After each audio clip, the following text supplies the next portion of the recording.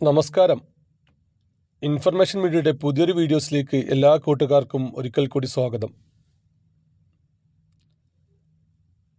നമ്മുടെ വീടുകളിൽ ഉപയോഗിക്കുന്ന ഗ്യാസിന് വീണ്ടും സബ്സിഡികൾ വരികയാണ്.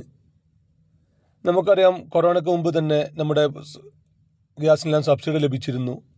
ഓരോ ഗ്യാസ് സിലിണ്ടറും നമ്മൾ ബുക്ക് ചെയ്ത സമയത്ത് തന്നെ നമ്മുടെ അക്കൗണ്ടിലേക്ക് 250 രൂപ മുതൽ 350 രൂപ വരെയുള്ള സംഖ്യകൾ നമ്മുടെ സബ്സിഡി രൂപ വന്നിരുന്നു.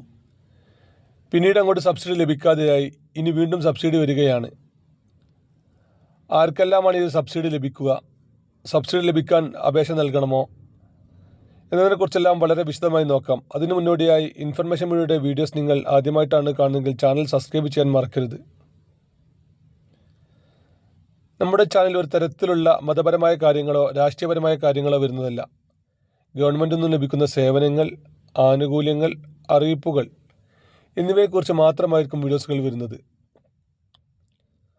ശ്രദ്ധിക്കുക, ഗവൺമെൻറ് സേവനങ്ങളും അറിയിപ്പുകളും എപ്പോൾ വേണമെങ്കിലും പുതിയ മാറ്റങ്ങൾ വരാം. നിങ്ങൾക്ക് ഏറ്റവും പുതിയ അറിയിപ്പുകൾ ലഭിക്കാൻ ചാനൽ സബ്സ്ക്രൈബ് ചെയ്ത് തൊട്ടടുത്തുള്ള ബെല്ലൈക്കൻ കൂടി ക്ലിക്ക് ചെയ്ത് വെക്കുക. ഫേസ്ബുക്കിലാണ് നിങ്ങൾ വീഡിയോ കാണുന്നതെങ്കിൽ ചാനൽ ഫോളോ ചെയ്യാൻ കൂടി മറക്കരുത്. മറ്റു കൂട്ടുകാരിലേക്ക് ഷെയർ ചെയ്ത് കൊടുക്കുകയും ചെയ്യുക. നമുക്കറിയാം, ആദ്യകാലത്ത് നമുക്ക് സബ്സിഡി കുറച്ചുള്ള പണമായിരുന്നു നമ്മൾ ഗ്യാസിന് നൽകേണ്ടത്. അന്ന് 250 മുതൽ 500 രൂപ വരെയുള്ള സംഖ്യകൾ നമ്മൾ നൽകിയാണ് നമ്മൾ ഗ്യാസ് സിലിണ്ടർ ബുക്ക് ചെയ്യുമായിരുന്നു. പിന്നീട് കേന്ദ്ര സർക്കാർ ഒരു ചട്ടം കൊണ്ടുവന്നു, സബ്സിഡി തുക നേരിട്ട് ജനങ്ങളിലേക്ക് എത്തിക്കുക എന്നുള്ളത്. അതിനുശേഷം നമുക്ക് 700-800 രൂപ നൽകി നമ്മൾ ഗ്യാസ് ബുക്ക് ചെയ്യുകയും ആ ബുക്ക് ചെയ്യുന്ന സമയത്ത് നമുക്ക് സബ്സിഡിയായി എത്രയാണോ ഉള്ളത് 250 മുതൽ 300 വരെയുള്ള സംഖ്യകൾ നമ്മുടെ അക്കൗണ്ടിൽ വരികയുമായി ചെയ്തിരുന്നത്. അങ്ങനെ തുടർന്ന് വരുന്ന സമയത്താണ് പിന്നീട് സബ്സിഡി തുക നിർത്തലാക്കിയത്. സബ്സിഡി നമുക്ക് ലഭിക്കാതെയായി. ഇപ്പോൾ കേന്ദ്ര സർക്കാർ വീണ്ടും സബ്സിഡി തുകയുമായി മുന്നോട്ട് വരികയാണ്. അതിനു മുന്നോടിയായിരുന്നു കഴിഞ്ഞ 2 മാസങ്ങൾക്ക് മുമ്പ് നമ്മുടെ ഗ്യാസ് സിലിണ്ടറുമായി ബുക്ക് ചെയ്ത ആളുകൾ മസ്റ്ററിങ് ചെയ്യണമെന്ന് പറഞ്ഞിരുന്നത്. അന്ന് ഒരുപാട് ആളുകൾ മസ്റ്ററിങ് ചെയ്തു. നമുക്കറിയാം, നമ്മുടെ വീടുകളിൽ ഉപയോഗിക്കുന്ന ഇപ്പോൾ സ്ക്രീനിൽ കാണുന്ന രൂപത്തിലുള്ള ചുവപ്പ് ഗ്യാസ് സിലിണ്ടറുകൾ വീട്ടാവശ്യങ്ങൾക്ക് മാത്രമാണ് ഉപയോഗിക്കാൻ സാധിക്കുന്നത്. എന്നാൽ ഒരുപാട് ആളുകൾ മറ്റു ആവശ്യങ്ങൾക്കും ഈ ഒരു ഗ്യാസ് സിലിണ്ടർ ഉപയോഗിക്കാറുണ്ട്.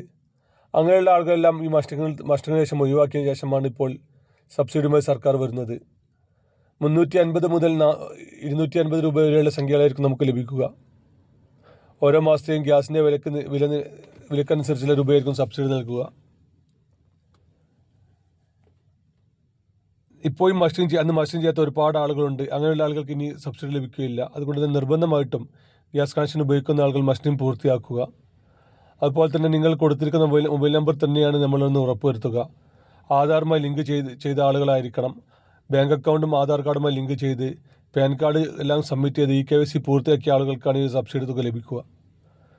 ഇങ്ങനെയെല്ലാം പൂർത്തിയാക്കിയ ആളുകൾക്ക് പ്രത്യേകിച്ച് അപേക്ഷ നൽകേണ്ട ആവശ്യമില്ല. എല്ലാത്ത ആളുകൾ നിങ്ങൾ ഗ്യാസ് ഏജൻസിയിൽ ചെന്ന് ഈ ഒരു കാര്യങ്ങൾ പൂർത്തിയാക്കി കഴിഞ്ഞാൽ മാത്രമാണ് നിങ്ങൾക്ക് സബ്സിഡി തുക ലഭിക്കുകയുള്ളൂ. വീഡിയോ ഇഷ്ടപ്പെട്ടെന്ന് കരുതുന്നു. ഇതുപോലത്തെ ചെറിയ ഇൻഫർമേഷൻ വീഡിയോകൾക്ക് വേണ്ടി ചാനൽ സബ്സ്ക്രൈബ് ചെയ്തിട്ട് കൂട്ടുകാരിലേക്ക് ഷെയർ ചെയ്ത് കൊടുക്കുക.